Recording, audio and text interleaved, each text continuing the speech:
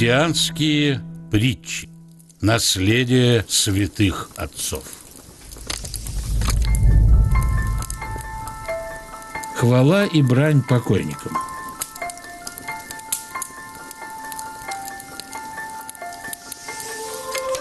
К знаменитому подвижнику пришел начинающий монах, прося указать ему путь совершенства. «Этой ночью, — сказал старец, — ступай на кладбище и до утра восхваляй погребенных там покойников. А потом приди и скажи мне, как они примут твои хвалы». На другой день монах возвращается с кладбища. «Исполнил я твое приказание, отче. Всю ночь громким голосом восхвалял я этих покойников, величал их святыми, преблаженными отцами, великими праведниками и угодниками Божьими, светильниками вселенной, кладезями премудрости, солью земли.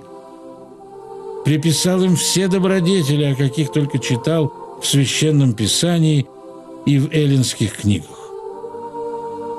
Ну, что же? Как выразили они тебе свое удовольствие? Никак, отче. Все время хранили молчание. Ни единого слова я от них не услыхал. Это весьма удивительно, — сказал старец. Но вот что ты сделай. Этой ночью ступай туда опять и ругай их до утра, как только можешь сильнее. Тут уж они, наверное, заговорят. На следующий день монах опять возвратился с отчетом.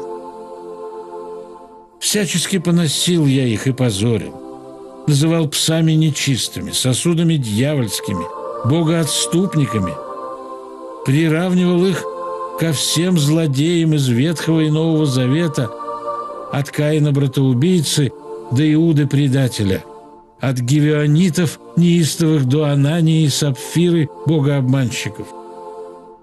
Укорял их во всех ересях, от Симоновой и Валентиновой до новоявленной Монофилитской. Ну и что же? Как же ты спасся от их гнева? Никак, отче. Они все время безмолвствовали. Я даже ухо прикладывал к могилам, но никто и не пошевельнулся. «Вот видишь, — сказал старец, — ты поднялся на первую ступень ангельского жития, которая есть послушание.